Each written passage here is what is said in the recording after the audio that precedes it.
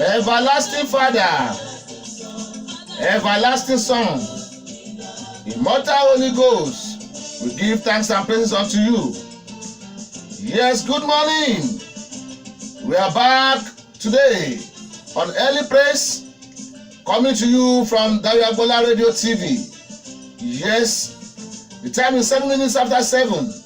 Good morning.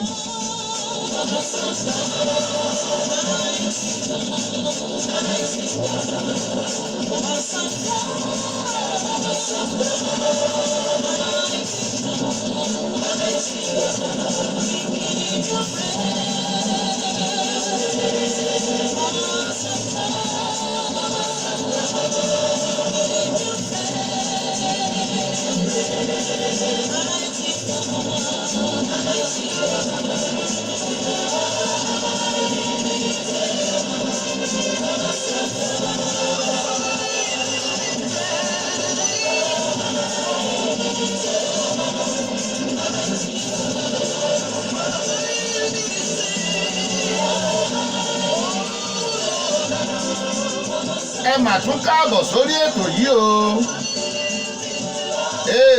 Early Praise lè tó ń lọ lọ́wọ́.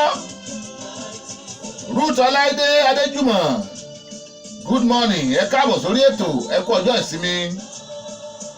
Ọmọlára Elúdóyin, ẹ mọ̀mọ́ káàbọ̀, ẹ kú ètò sórí, ẹ káàbọ̀ sórí ètò yìí, ṣáájú dáadáa. Ọláwùmí Tẹ́wọ́gbadé, ẹ kú ojúmọ́, ẹ káàbọ̀ sórí ètò.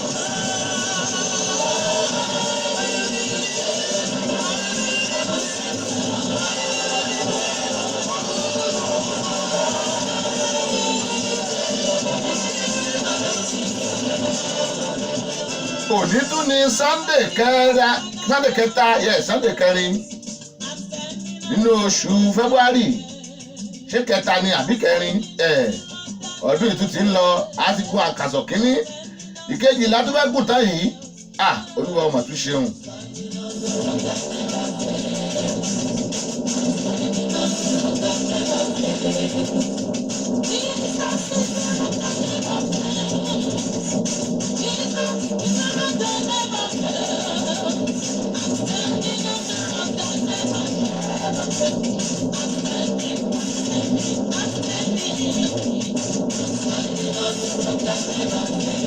Orin eléyìí tẹ́ ń gbọ́ yìí náà ń pè ní high praise àwọn redeem náà ṣe high praise.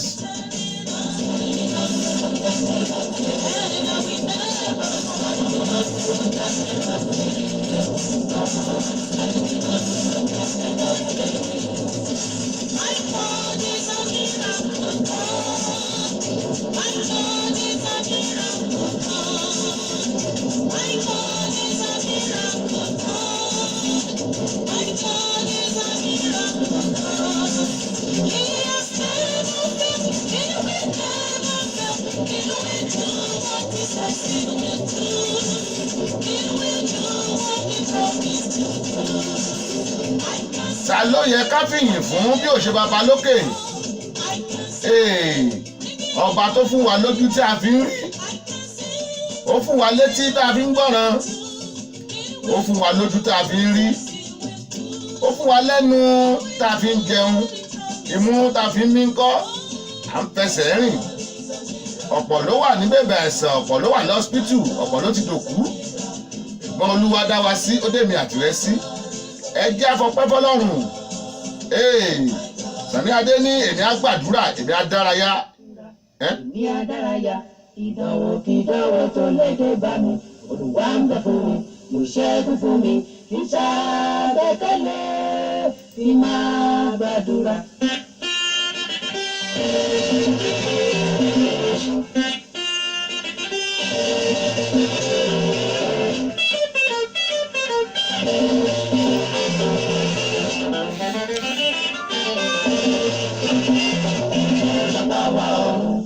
Àwa dúpẹ́ oore tó ṣe fún wa, ẹni tí ó dúpẹ́ bí ọlọ́ṣà kò ní lẹ́rù lọ ni.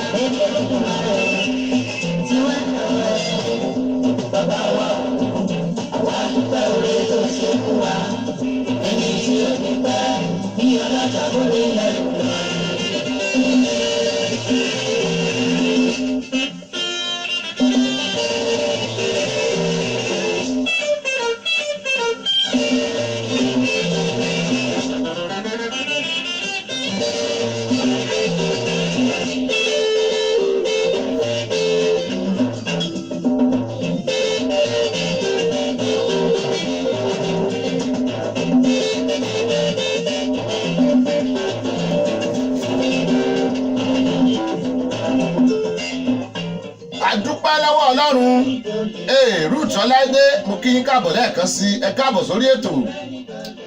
Ọmọlára Ìlúdóyin ẹ kú àbọ̀ sórí ètò I can see you. Ọláwùmí Táwọ́gbadé mo tún kí yín ẹ kú àbọ̀. Dínóbù ọ̀gá olórin ẹ mọ̀ mà kú àbọ̀ ṣàlàáfíà lẹ́wà. Olúwa nìkan ló lè bá wa ṣe kò sẹ́lòmíràn tó lè sọ̀rọ̀ wá dayọ̀.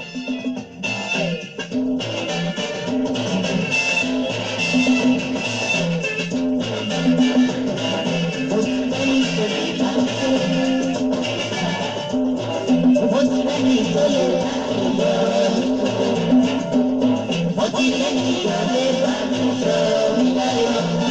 Ìṣèjà ìbá mi dé. Mo ti lẹ́ni tó lè bá mi ṣe. Mo ti lẹ́ni tó lè bá mi sọ̀rọ̀ mi.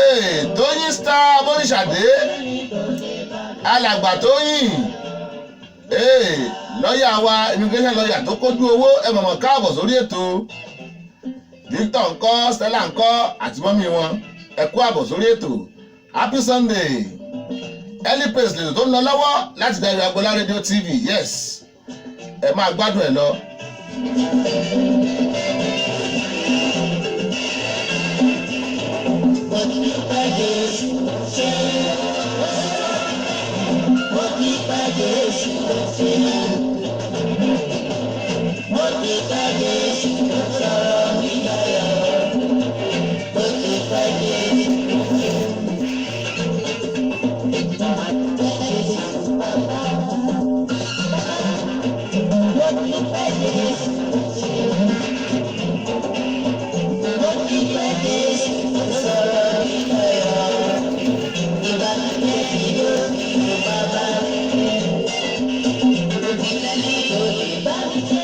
Lábàfò ní dá early praise lẹ́tọ́ ìyìn tó gbóná fẹlifẹli lóòrọ̀ kùtù òun ta lè fọlọ́run náà nìyẹn àdúpẹ́ lọ́wọ́ Ọlọ́run Olúwa ó ṣé.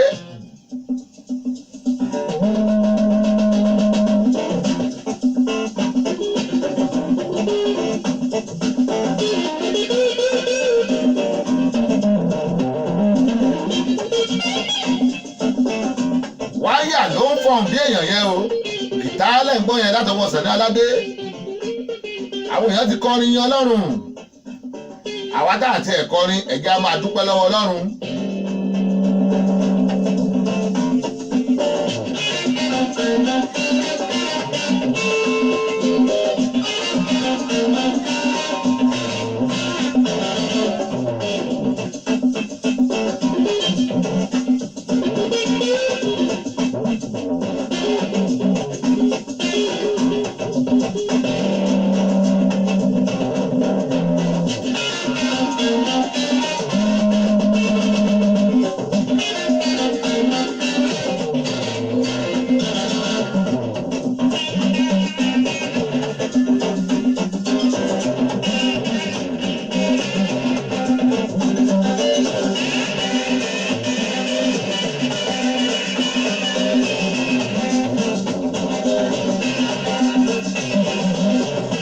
Bá ṣe ń wò wá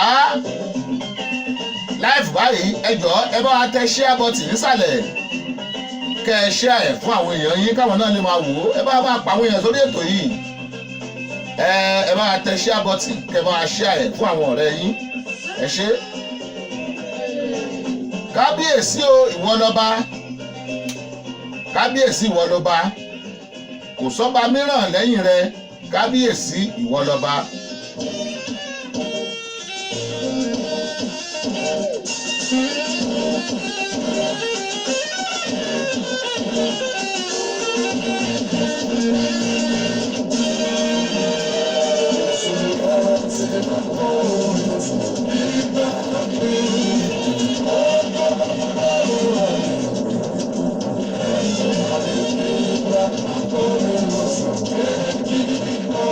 Ọwọ́ ẹ̀sọ̀ pẹ̀lẹ́ la gbé wọlé lónìí kì í ṣe yàjóyàjó.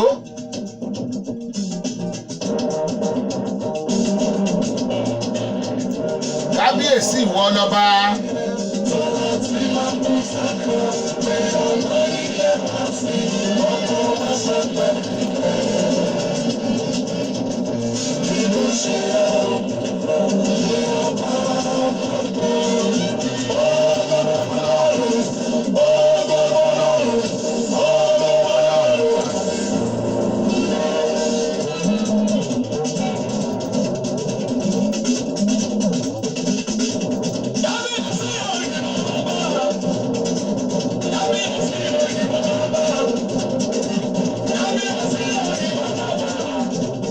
Bàbá mi lókè nìkan lọ́ba Ọlọ́run Olódùmarè wọ nìkan lọ́ba o kò sọ́ba mìíràn lẹ́yìn rẹ mọ́ fábàdà.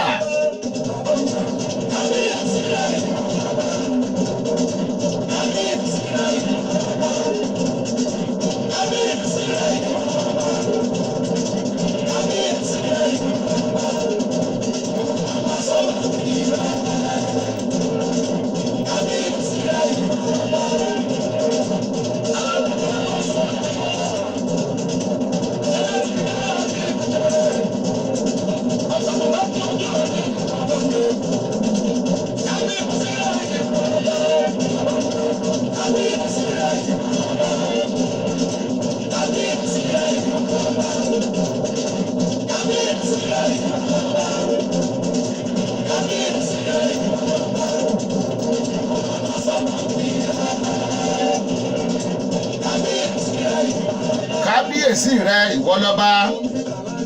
Ẹ káàbọ̀ sórí ètò Early Praise right from Dayo Agbola Radio lónìí ọjọ́ Sunday ọjọ́ 25 oṣù kejì ọdún 2018 àtúntí mọ́ṣù yìí jẹ́ ìwọ ọ̀nà àdúpẹ́.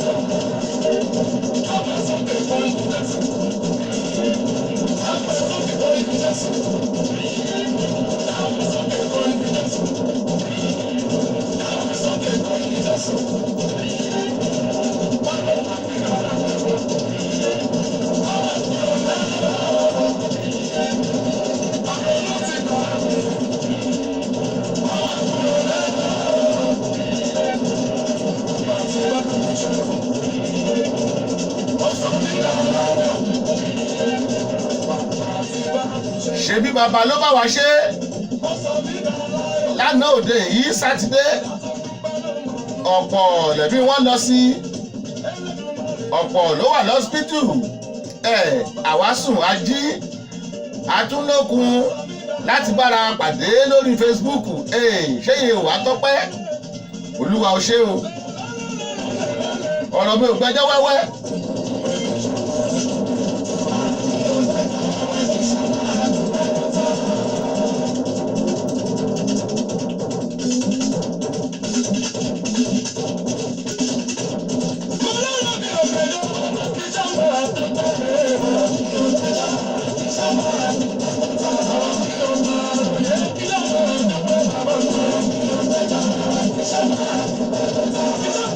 ọ̀rọ̀ wọ gbàròyé ògbẹ́jọ́ wẹ́wẹ́ ká máa dúpẹ́ ọpẹ́ ló tọ́jú bàbá ó yá.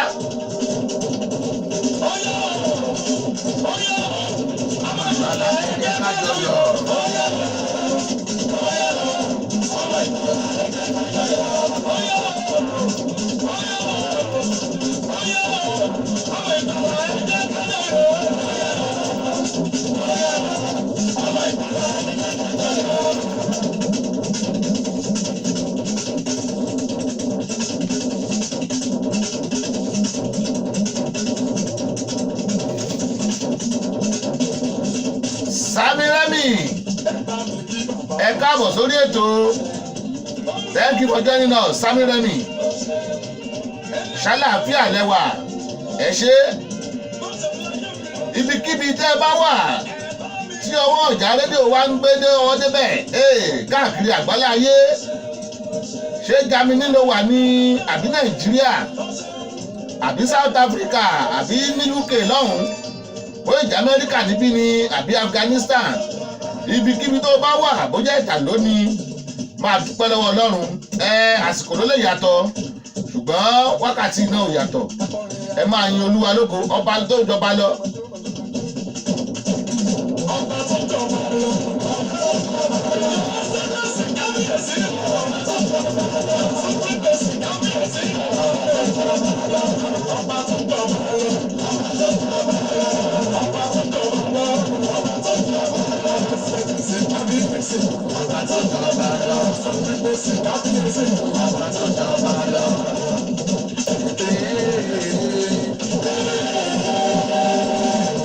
hallelujah o orin ògo ló yẹ f'Olúwa.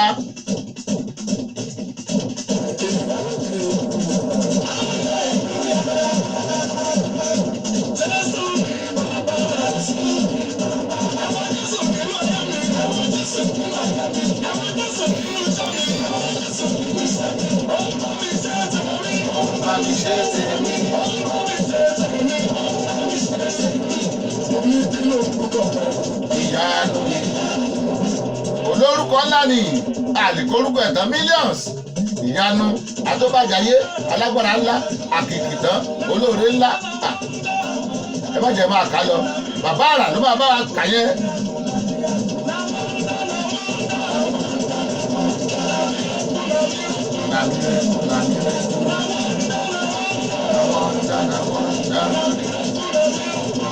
Ẹ bá wa share program yìí lórí péjì yín káwọn èèyàn lè join wa. Ẹ ṣé.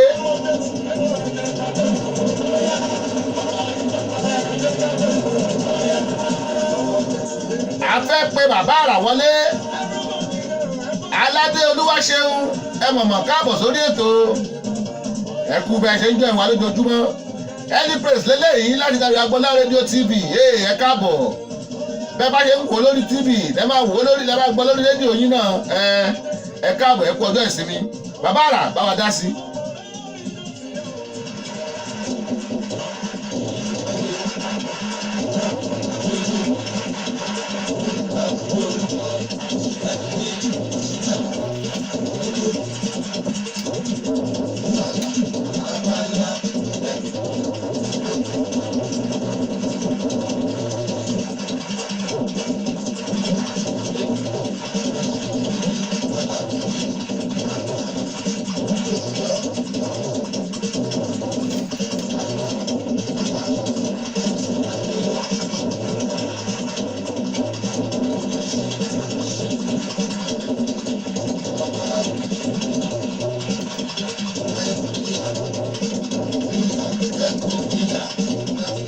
Bàbá wa Emmanuel Oyèdìran láti Nàìjíríà.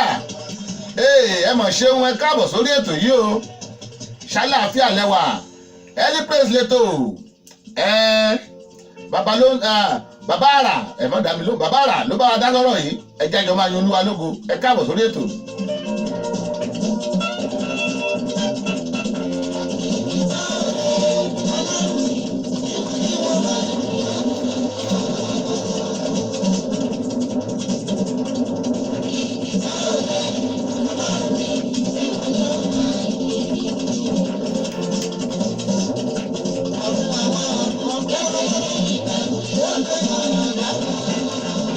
Bàbá àrà lélẹ́yìí ó ti sọ tiẹ̀, ó ti fayé yìí sílẹ̀.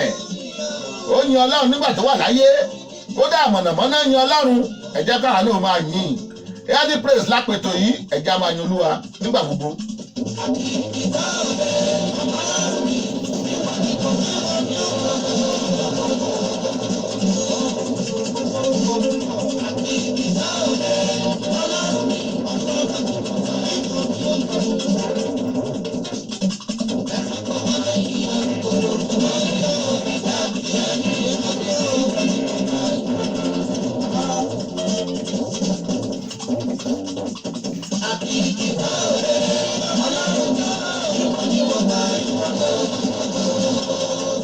Tó bá ṣe pé ẹ̀yin ti church dé lérí àbí kan ní Nàìjíríà, ní UK, ẹ ṣáà máa gbétò yìí lọ. Ẹ̀yin tẹ́ ẹ̀ múra chọ́ọ̀chì l'Amẹ́ríkà, ẹ máa gbétò yìí lọ. Gbogbo ibi kíbi tí ẹ bá wà, ẹ ṣáà máa gbétò yìí, ẹ máa yin Olúwa, ẹ jáde máa enjoy ẹ̀.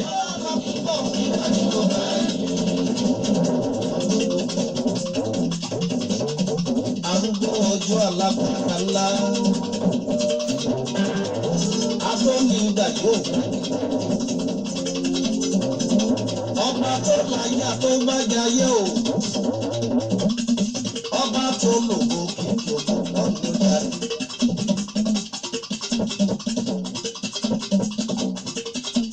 Má jẹ́ kó yà ọ́ lẹ́nu o. Orúkọ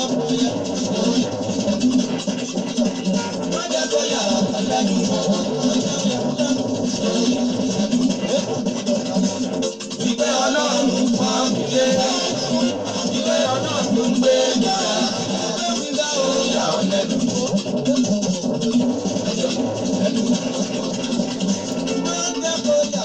Kò sí bá a ṣe lè yin Ọlọ́run tó tí ò ní gbé wa ga.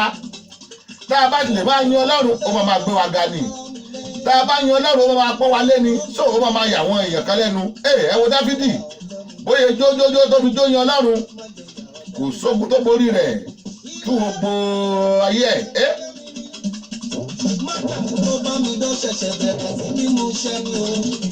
Bàbá àrà lélẹ́yìí bàbá àrà eléyìí náà pè ní àkìkìtàn.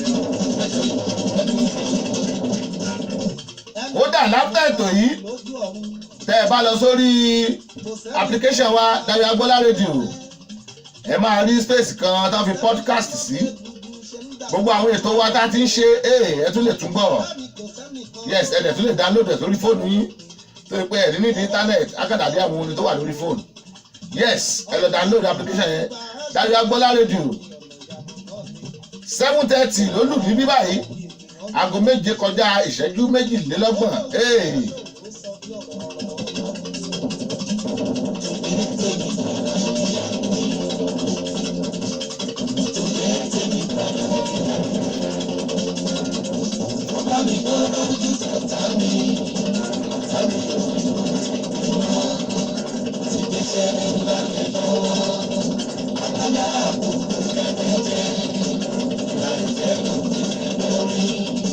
Ọ̀pọ̀ wá lásùn àti ẹ̀wọ̀n bá ṣe jí Ọlọ́run kẹrin náà ló ń ṣàbò fún wa ṣé kò wáyé ká gbéga ọpá mi rè bàbá.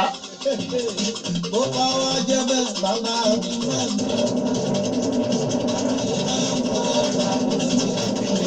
Bàbá mi máa gbọ́ o aráyé máa ń fọwọ́ pa nílà mi o.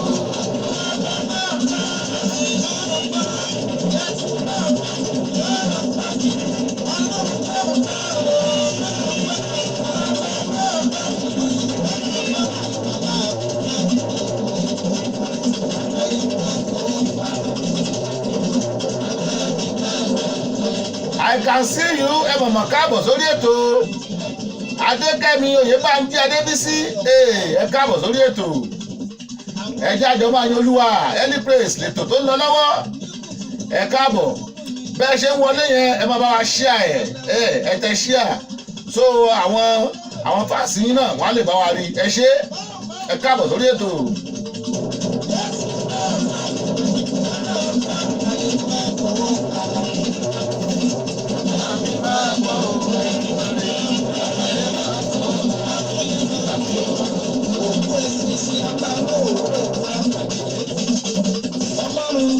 Okùn fàdákà mi ò gbọdọ̀ fọ́ o. Ọ̀pọ̀ ọ̀gbà mi ò gbọdọ̀ fọ́ o. Àwọn àdúrà tó kọjá mi kíáfù. Gbàdúrà yẹn fúnra rẹ.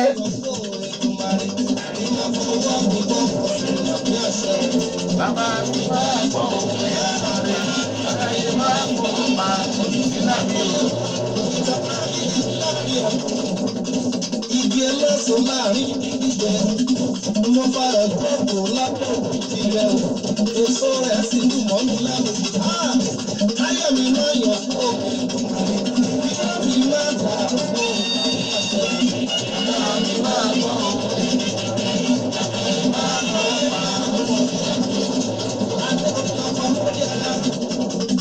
Ìjọ ṣàdé òkú ẹjọ́ máa bẹ́. Ìlà rẹ̀ máa dà fún òkè. Ọkọ̀ rẹ̀ máa yọ̀ fún òkè. Bàbá mi máa gbọ́. Bàbá rà ẹ ṣé alágbádá iná aláwọ̀ tẹ́lẹ̀ oòrùn angel ló sọ bẹ́ẹ̀ o alágbádá iná aláwọ̀ tẹ́lẹ̀ oòrùn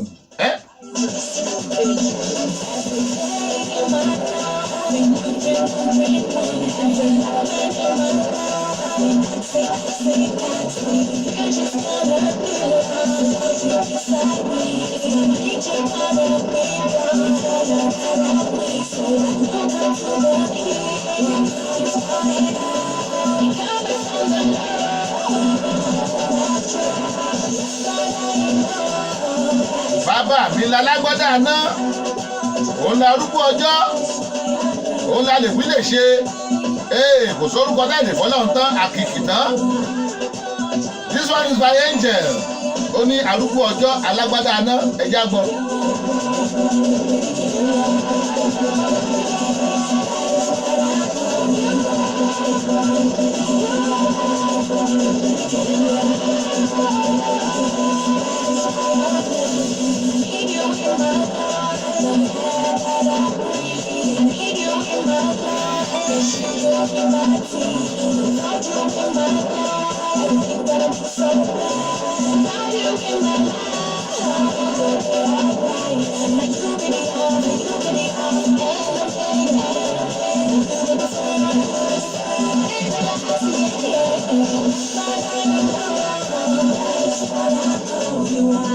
Adéníkẹ́ Ajíbádé Abóríṣàdé aya Tóyìn Star ẹ mọ̀mọ́ káàbọ̀ sórí ètò ẹ ṣeun tẹ́ wọn láàárọ̀ yìí Stella ńkọ́ Victor ńkọ́ ẹ kú àbọ̀ sórí ètò orin eléyìí alágbádá iná ló ń jẹ́ by Angel.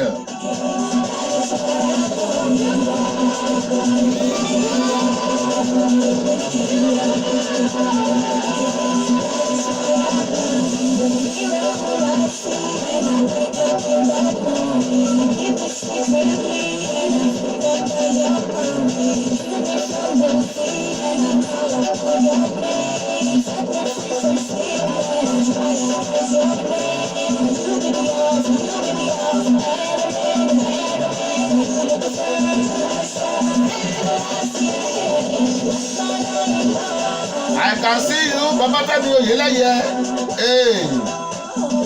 Àwọn tó ń forí yan Ọlọ́run káàkiri àgbáyé nìyẹn. Bẹ́ẹ̀ bá ṣe rí wọn ní Nàìjíríà, lẹ́ máa rí wọn South Africa, lẹ́ máa rí wọn l'Amẹ́ríkà, lẹ́ máa rí wọn ní Asia, lẹ́ máa rí wọn ní Europe, lẹ́ máa rí wọn everywhere. Baba Fẹ́mi Oyèlẹ́yẹ ẹ káàbọ̀ sórí ètò alágbádá iná lélẹ́yìí by Angel.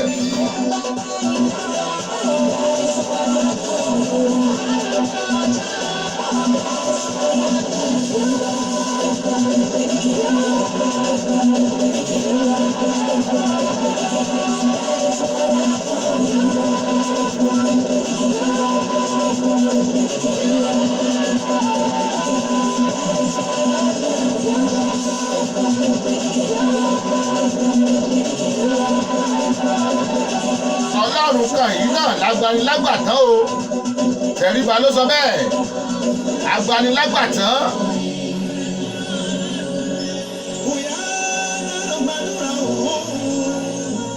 Tẹríba lélẹ́yìí Tẹríba.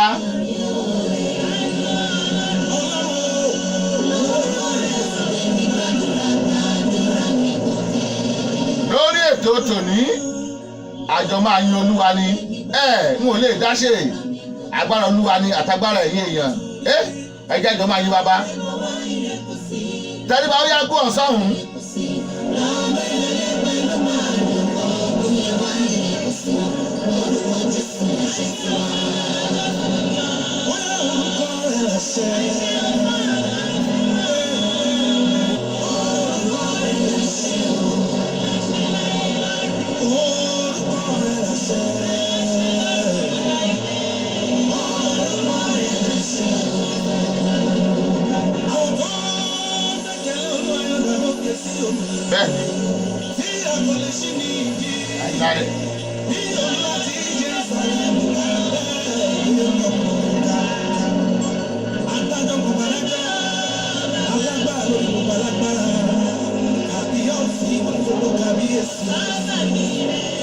Bí gbogbo wa ṣe ń yin Olúwa a lè yìn tán igi gan yìn àwọn òkun yìn ẹyẹ yìn ẹ jẹ́ ká máa yìn táìmù tá a bá wà láàyè ẹ jẹ́ ká máa yìn olúwa early praise lẹ́tọ̀ tẹríba ó yá.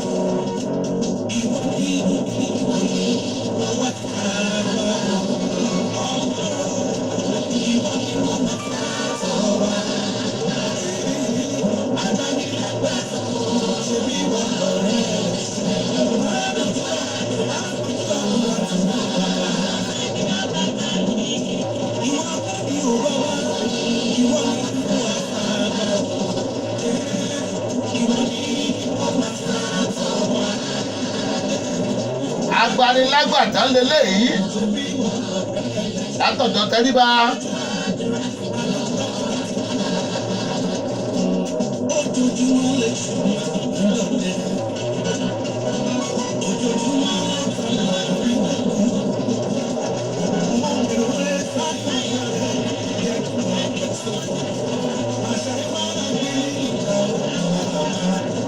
Ìdá ọpẹ́ ló yẹ mí. Dayọ̀ Agboola gan sọ bẹ́ẹ̀ pìrìsẹ́ńtà yín ó ní kìkìdá ọpẹ́ ló yẹ mí ẹgbẹ́ eléyìí last year lágbélé jáde láti Babalọ́ńtà digital studio tó o bá ti ní tiẹ̀ kàn sí mi ẹ wá gba tiyín ọ̀fẹ́ ni o Ọlọ́run tó dá àwọn òkè ìgbani òun la kọpẹ́ fún kìkìdá ọpẹ́ Dayọ̀ Agboola ti ṣe.